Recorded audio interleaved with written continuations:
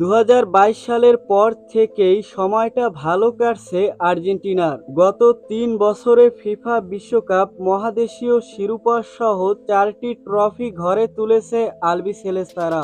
Paris অলিম্পিকে তারই ধারাবাহিকতায় শুরুটা হতাশাজনক হলেও গ্রুপ পর্বের শেষ 2 ম্যাচে নিজেদের চিরচেনা রূপে ফিরেছে আর্জেন্টিনা।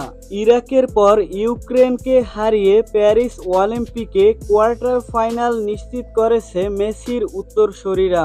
মঙ্গলবার 30 জুলাই বি গ্রুপের ম্যাচে ইউক্রেনকে 2-0 গোলে হারিয়েছে আর্জেন্টিনা। জয়সূচক গোল দুটি করেছেন থিয়াগো আলমাদা ও ক্লদিও এসেভেরি। আরেক ম্যাচে ইরাককে 3-0 গোলে হারিয়ে বি গ্রুপের চ্যাম্পিয়ন হয়ে শেষ 8 নিশ্চিত করে মরক্কো। তো দর্শক, ভিডিওটি সম্পর্কে আপনার মূল্যবান মতামত কমেন্টে লিখে জানাবেন। আর খেলাধুলার যে কোনো আপডেট পেতে চ্যানেলটি সাবস্ক্রাইব করে পাশের বেল বাটনটি অন করে দিবেন। ধন্যবাদ।